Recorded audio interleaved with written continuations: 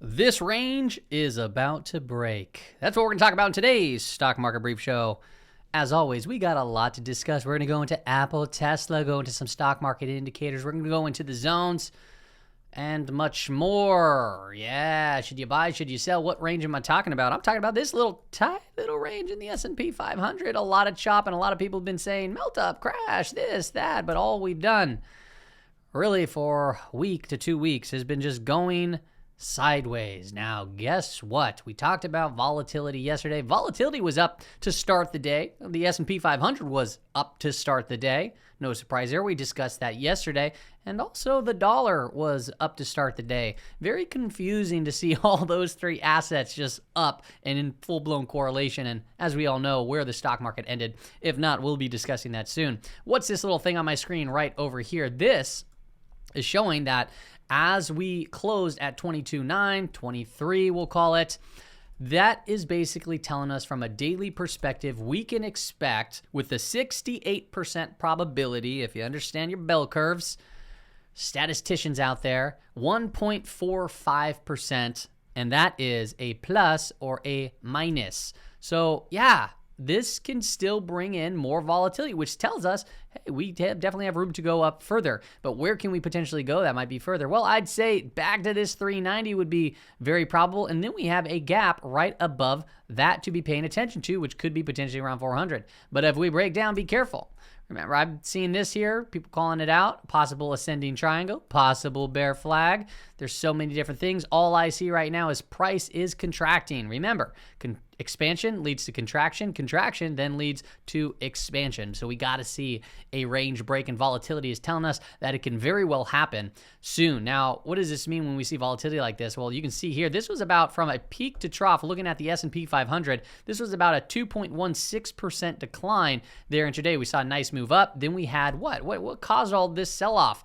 Oh, go figure. It's macro data reports. At 6:45, we had the S&P Global Manufacturing PMI come out, and that was a 2-star rated report from Trading Economics. It wasn't considered a major report where you see these red squares. Oh no, what's coming out tomorrow? A lot of important information. We have FOMC minutes, ISM Manufacturing PMI. We have JOLTS too as well. So yeah, we can expect to see some more volatility, people. What did the dollar do? Dollar's been in this trading range. We haven't, I saw a good strength today, but when I show you the zones, it's nearing the top, so that's going to be interesting. If you just look down to the bottom of the screen, S&P 500 has been in a tight zone. So hey, if the dollar starts breaking to the upside, boom, that could bring the S&P 500 to the downside, as we've seen a strong negative correlation. You might be looking at this and be like, well, what caused that sell-off in this consolidation where this just kind of just consolidated?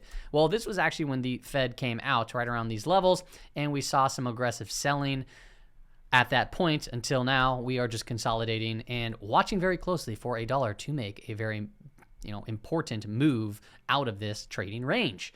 What else is going on? Well, to start the new year out, the 10-year minus 2-year yield curve, well, headed deeper into inversion. The 10-year and 3-month headed deeper into inversion. We're looking at minus 61 basis points, minus 74 basis points.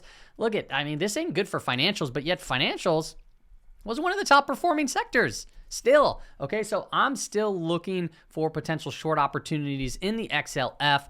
Take a look here. Communication services had the lead today, but really, if you really look into this, we're seeing some bounces from oversold territories, sold conditions. And XLC has been one of the worst performing. So now we're starting to see a little relief there. Energy, wow, down at 3.51%, but it was down like 4.3% intraday. So, came off the bottom, but still a massive move to the downside. Technology as well. But if we take a look at communication services, where do we go? Well, we started up on the day. This purple line there is the weekly expected move. We came back up to it. We came back up to it. We came back up to it, and we pushed back off. So there's a possibility that we kind of just trail around there in its safe place. But this is the upper weekly expected move for communication services. If you want an exact number, I have that on my screen over here. Let me see if I can find it. 48.82. XLE cracked well below its lower weekly expected move and started trucking itself up, back up to it. It's likely to see it trade around this range. We've seen that where it kind of just, goes around its happy place. But if we get continued selling and potentially take out that low, things can get very, very ugly for energy. So we'll continue to watch that. But down 3.51%, I would imagine we can come right back up to this, no prob. Now, if we continue to take a look at this, we also mentioned technology, right, was one of the laggards today, down 1%. What caused that? We'll take a look here at the screen, people. Apple was down 3.74%. Tesla was down 12.24%. Holy heck. And there were some massive sell orders in Tesla today. So if we take a look at Tesla, where are we at on a 5-minute chart? There's the lower weekly expected move. The lower weekly expected move is at 109.89. We started breaking down through that pretty significantly, right? These are huge, huge moves. The expected move on the week for Tesla, this was based off of implied volatility. This isn't just me saying, hey, yeah, no, I expect it. No, this is what the options market price is in, okay? A lot of money on the line, right? And these weekly options here telling us, hey, based off of the implied volatility, we're looking at around, for Tesla, plus or minus 13.29 dollar expected move, and we got well outside of that today, hitting down to around 105 and then starting to bounce up. I don't know, people might call this, ooh, it's a possible cup with handle bottoming pattern. But remember, if we come back up, don't be surprised if we come right back into this 110 range here. If we take a look at bookmap levels, bookmap is allowing us to see like level 2 data, and it paints it on the screen. So when I trade intraday, I use bookmap. I can look at level 2s, right? I got pretty decent at it, but the thing is, they move so darn quick, and I just love their layout here. If you take a look here, see these red, big, heavy areas? These are areas of high liquidity where a lot of orders are sitting. And I start the day, there's a lot of orders sitting at these levels. The big ones to call out was 110, 105, and can you guess? Goes 110, 15. What do you think the next one would be below that? You guessed it right. It's 100. But take a look here. Crack through this one, bounced up, right? Then filled these orders, cracked through that, absorbed that liquidity, came into the big important 110 level, which I did trade intraday there. We got a little bit of a bounce. I took some profits and then was stopped out because I just had to stop there. Not too bad. Then it was absorbed just quickly, and boom, to the downside. And this thing just kept on going, absorbing until we reached that next really critical level, 105. So how would I look at Tesla moving forward? Given, it's moved today, yeah, perhaps we see some sort of a bounce. Perhaps we come back up to the weekly expected move. But I'm paying very close attention to that psychological level, 100. And there is a lot of orders sitting down in that area, okay? Also to note, right, Apple was down 3.74%. And that also to note, it is no longer a $2 trillion market cap company. It now is in the, it's only a 1.9 or something like that. So down 3.74% on the day. We've talked about this from a daily perspective, weekly perspective, and how it matches Tesla pretty closely, but we're not going to get into that right now. But if we take a look at Apple, where did it come down to? It came down to its lower weekly expected move, and this is why it's important to understand these levels, folks, right? Now, this is something that I share on my, every week I give out these weekly expected moves for like 40 products on my Patreon, which I'll talk about towards the end, more towards the zones. But you can see here, we fluttered around that weekly expected move and we kind of pushed back. So to see it come back down to maybe potentially if we get more sell side and start breaking down where you see a 2 sigma move, it's always possible. But notice how it did kind of stall out in that area. If we do take a look at Bookmap, you can also see just orders of high liquidity here, okay? Boom, crack through. I was paying attention to this level, played this one intraday and got some profits, but then was, I took off most of my profits, but stopped back out at a break even right over there. It absorbed this big level that I was paying attention to, 105. Then we cracked down. We filled more liquidity, more. And this is kind of where the weekly expected move was. So I would say pay attention to 124. There's quite a bit of orders sitting there. We'll see if that holds going into tomorrow. If it doesn't, you could expect to see some potential more sell side. As far as the upside goes, 131, 130, those are some key levels. And we also had quite a bit of liquidity right there at 128. And remember, these if they can always, people, right, understand that these orders that are sitting here are resting orders. People can change their mind, or systems can change their mind. Algos can, change their positioning, whatever the case is, given circumstances that take place. Let's continue on also to Apple on the 15-minute time frame. The last time I showed the 15-minute time frame on Apple was right here, and I just wanted to point out that, yeah, we got that bounce, but remember where the context of this chart, the short-term chart, the 5-period moving average, or 5-day moving average on the 15-minute time frame, it's 130, right? That came right up to it, and it was still declining. Today we got above it, but it was still declining. So you got to respect that. And you can see we pressured to the downside. We got overextended to the downside. Could be a positive divergence that's potentially forming where we come back up, but don't be surprised if it comes back up to 127, 128, right in this area, and just retest and does something very similar to what it's been doing this time. Okay, so it's just been a constant set of lower highs and lower lows on this current chart. Now, we talked about Tesla and we talked about Apple. So let's just talk about Meet Kevin's new ETF, the PP. Meet Kevin's pricing power. This thing has been getting absolutely crushed.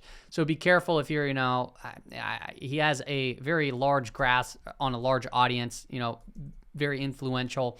It's going down. We'll probably see this bounce at some point. Why? Well, just look at his holdings. Tesla is 25% and Apple is down 13%. So to see this thing down 4% on the day doesn't surprise me when you get those were your biggest losers, right? And these things could potentially have a lot more room to fall. Remember, these stocks are the ones that haven't reached their pre-pandemic high or their COVID low. And a lot of other stocks have. So if Apple was to do that and Tesla to do that, and he does not update his positioning or his top 10 holdings, or adjust for that type of behavior, because he has other names in here that follow with a very strong correlation, this thing can get absolutely incredibly crushed.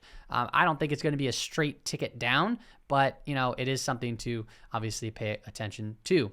The reason also why I showed you this was just to give you an idea that this is just when you structure your portfolio, or if you're putting it on swing trades, understand the effects that when you take the most highest beta names and they're most in your portfolio, you can see things like this happen from a volatility perspective, both from the upside and to the downside. Another actually good observation to show would be ticker symbol NOPE.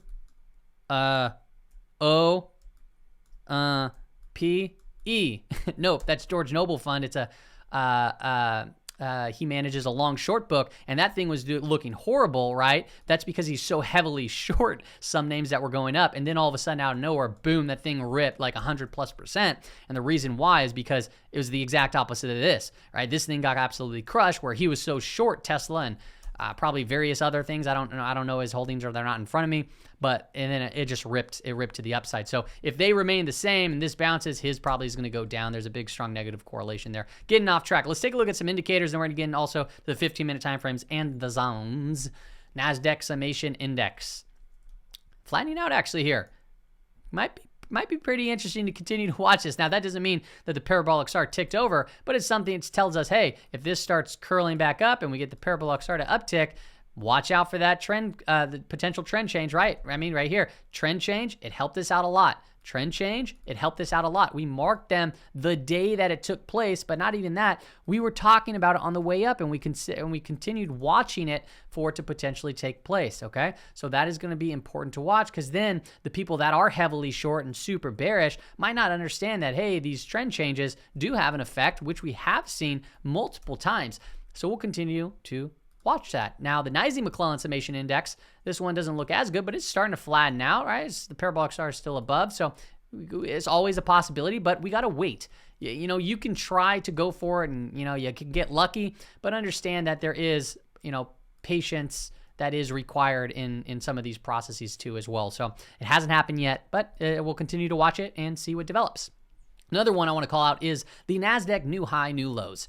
Now, we got some positive. This is good. This tells us that there's breath entering into the market. However, what's been just very sucky this 2020 year has been that every time we got positive breath, which is actually a positive sign, it's been marking tops of these bear market rallies. Okay, so we got positive right here. So there's more new highs than new lows here, here, here, and here. And if you look at the blue lines, where did we mark? Well, boom, to the downside, it rallied, boom, to the downside, rally, exhausted, boom, to the downside, rally, boom, exhausted, to the downside. Now, we didn't really actually rally all too much, but we're getting some positive breath right here.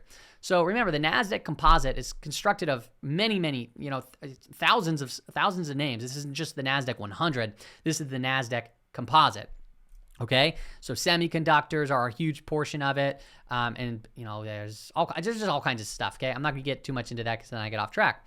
But somebody had pointed out also on Twitter too that they were saying that there's a potential positive divergence here, right? So we're making new lows on the composite, but we're also, having less new lows than prior as the market's moving down. So it's technically a positive divergence. I've seen these play out a couple of times too as well, but this could be structured as a pretty long-term positive divergence or a long-term positive divergence.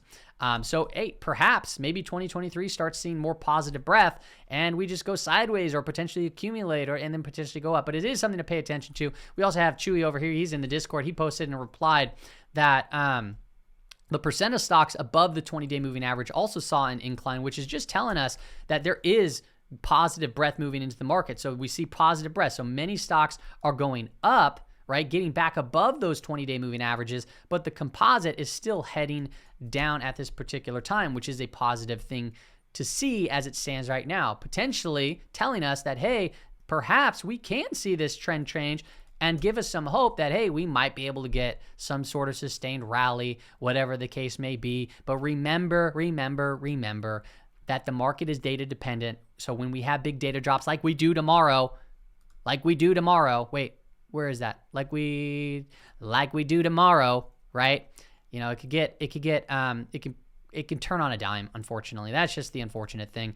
And another reason why, obviously, Apple is very important to watch. It's because it's at the highest market cap, and it's going to have a strong correlation with other index products like the S&P 500, like the NASDAQ 100 or the Qs. Okay, Tesla's down there, way down there. It's breaking down from the top 10 of high market cap names, but it still has a lot of influence on big swing days that we've seen prior. Okay, so I'm going to just continue to watch these big market caps, especially in the top 10, and see how they move because it does have an effect on the overall S&P 500.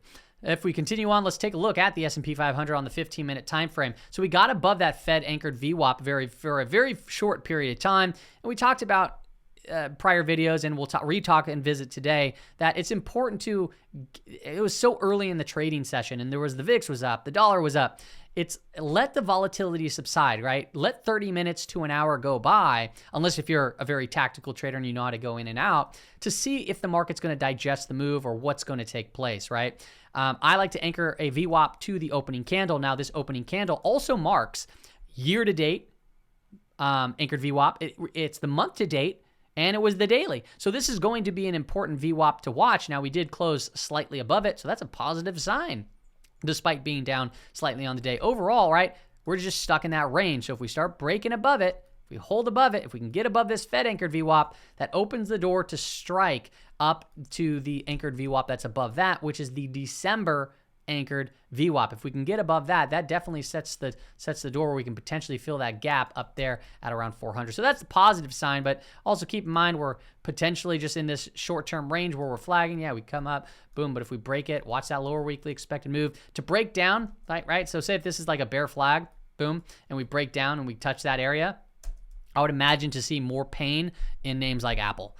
That would make sense to me, unless if all the sectors were down, except for technology being up slightly because Apple held its ground. All right, so there's ways to look at that, but also another one to watch is obviously financials. Financials, if that thing starts getting hit and whacked to the downside, that's gonna weigh heavy.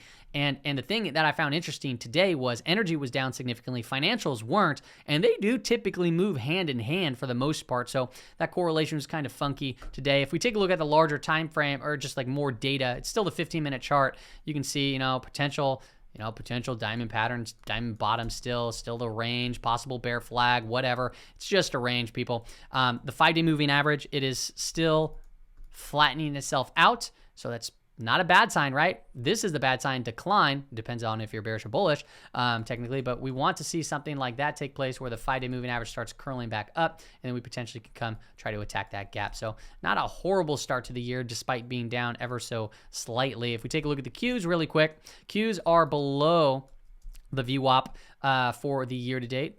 Daily, week to date, whatever the case is, right? Anchored here for the day. And then you can see price did come up to the Fed anchored VWAP and then pushed itself back down, potentially forming a bear flag. But overall, we're just kind of neutral, as we can see here on price. This was that wedge from a while ago we talked about, but we haven't got anywhere from it. The 5-day moving average is still declining. I'd like to see it flatten out a little bit more. perhaps that can shoot us up like that. We'll see here, but this one doesn't look nearly as obviously as good as far as the trend goes from the short term, but it is starting to flatten out. We have a close above the 5-day moving average, which is positive. So the longer we stay above that, the faster this thing could start turning up, which would be a good sign for the bulls. Now, let's get into the zones, people. Now, for this, so if you don't know what the zones are, this is just an indicator that I like to extract large bulk data from. And the indicator is giving us like a good idea of like a range of where price could potentially go. And then I just coded it so it's very simple to see, like, hey, if it starts getting red hot, that's at its upper end. And if it starts getting green, that's at its lower end. There's a light red, a dark green, and a light green. And there's a neutral color too, as well, when it starts to near one of these colors. Now, what do I see going on right now? The dollar is at its higher end of the range. So if the dollar's up at the higher end, and say if it starts backing off, that could force us to see assets with already a strong correlation, some upside in the SPY, potentially the Qs, right? Where it's showing us that, hey, we're really in the middle of the range right here. Okay, there's not a definitive area. There's potentially 4% upside to potentially 3% downside, 3.5% downside on this specific range. If you take a look at XLE, it was completely crushed today. So where did this end up? Well, it closed at 84.40, and the low end of the range is at 83.26 currently as it stands. Now, these are dynamic. They're constantly changing, but I like to use these as a risk strategy, because it helps me identify, hey, what assets are performing very, very strong, what are underperforming or sold off very aggressively, because we might start to see a bounce or a potential rotation, and it just helps out quite a bit. Now, these zones I add into the Discord, but it's one of the small things that I do. I add these zones, but I also track like volatility. I track commodity ETFs, global ETFs, and I post that on a daily basis to update so people can see a global perspective. They can see a volatility perspective where you look at like, gold volatility, oil volatility, Russell volatility, NASDAQ volatility, S&P 500 volatility. It looks at fixed income and just a bunch of other stuff. It also tracks the entire S&P 100. So you'd get stuff for all the S&P 100, which are like the megas, right? Apple, Microsoft, Google, and so forth. I charge $9 a month. It's pretty darn cheap in my opinion. You can also just do annually, and it ends up being $90. But that's just one of the things that I give, and I don't even mention it in that little sales page of the Patreon. I also have access to the watch list, which I'm going to start updating a little bit more frequently here now that we're starting to base out. But these are long only ideas. So I've been more active in intraday community and some of the trade ideas as well, because volatility when it's high, typically that's better for intraday trading than it is to hold on 1 to 3 month swing trades, or multi-week swing trades, whatever the case is. I give the weekly expected moves, I give trade ideas, I give the watch list, I give the zones, and I also, if you like these stock market indicators, I list them out on my page too with hyperlinks to all the stock market indicators. And then you also have access to the entire community. Great folks in there. We got the lounge, got a memes channel, intraday swing trade, crypto ideas option, and we have a book club there to give some good book ideas.